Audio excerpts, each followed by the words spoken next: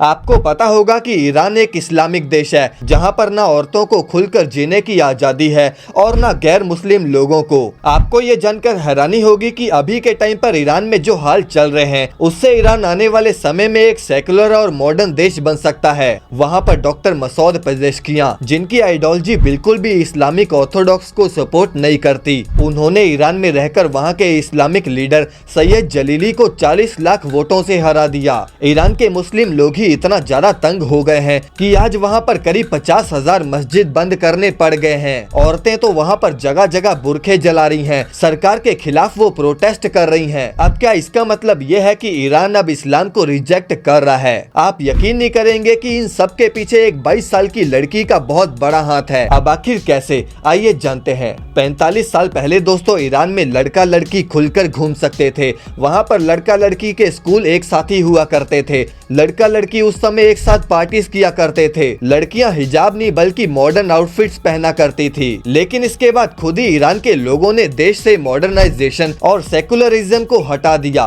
Iran के लोगों ने आयतुल्लाह खोमेनी को अपना लीडर बना दिया। ईरान के पिछले प्रेसिडेंट रईसी की मौत के बाद जब पेजेश्कियां ने इलेक्शन जीता तो उन्होंने ईरान की जनता के साथ कुछ प्रॉमिस किए थे, जिनमें से पहला प्रॉमिस था कि वो ईरान का वेस्ट के साथ रिलेशन अच्छा कर देंगे, जिससे कि ईरान पर जो सैंक्शन लगे हैं वो हट जाएंगे। दूसरा प्रॉमिस था ईरान में फ्री माहौल बनाने का, जैसे कि वो ईरान में हिजाब लॉ को खत्म कर देंगे। सवाल तो ये है कि जब 45 साल पहले ईरान ने खुद ही मॉडर्नाइजेशन को छोड़कर ये रास्ता चुना तो फिर वो वापस मॉडर्नाइजेशन को एक्सेप्ट क्यों करना चाहते हैं? दरअसल 1960 में ईरान के रूलर थे शाह रेजा पहलवी। उनकी सोच काफी मॉडर्न थी। ईरान के उस समय अमेरिका के साथ भी रिलेशन काफी ज्यादा अच्छे थे। मिडल ईस्ट में तो अमेरिका उस समय सबसे ज्यादा अपना करीबी ईरान को ही मानता था। ये सब कुछ दोस्तों उस समय काफी अच्छा जा रहा था। लेकिन तभी 1979 में ईरान के रिलीजियस लीडर आयतुल्लाह खोमेनी ने वहां पर ईरानियन रेवोल्यूशन छेड़ दिया। रिलीजन के बेसिस पर उन्होंने पहलवी को यूएस एजेंट बताया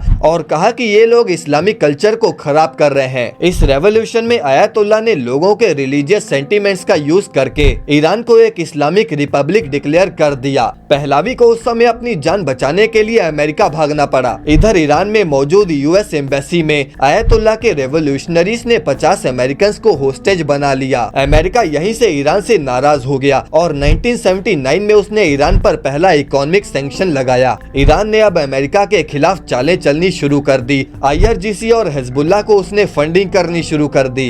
ईरान ने आज पूरे शिया सुन्नी रीजन में इतना मैस फैला दिया है कि वहाँ पर कोई भी मुस्लिम पीसफुली नहीं रह पा रहा और इसीलिए आज की डेट में अमेरिका ने न जाने कितने सैंक्शन ईरान पर लगा रखे हैं और यही वजह है कि आज ईरान की इकोनॉमी की बैंड बजी पड़ी है।